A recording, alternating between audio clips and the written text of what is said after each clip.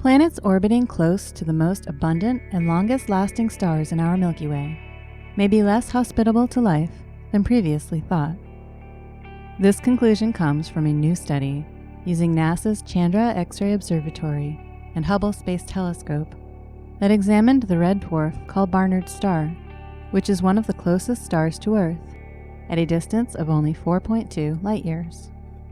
Red dwarf stars are much less massive than the Sun and are expected to live much longer lives. Barnard's star is about 10 billion years old, or over twice the age of our Sun. Astronomers already knew that young red dwarfs, with ages less than a few billion years, blast out strong bursts of high-energy radiation, like X-rays and ultraviolet light.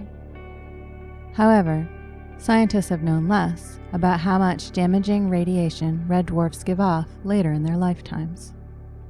The Chandra and Hubble observations were taken to help find that out. In March 2019, Hubble observed Barnard's star for about 7 hours and detected 2 ultraviolet high-energy flares. 3 months later, Chandra looked at Barnard's star for about the same amount of time and picked up a powerful X-ray flare.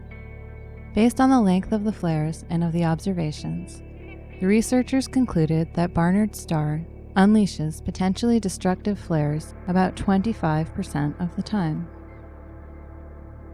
If these snapshots are representative of how active Barnard's star is, then it is pumping out a lot of harmful high-energy radiation into its surroundings, even at its advanced age. The team then studied what these results mean for rocky planets orbiting in the habitable zone, where liquid water could exist on their surface. They concluded the high-energy bombardment from a red dwarf of this age would erode the atmospheres of closely orbiting planets, reducing the chance of these worlds supporting life.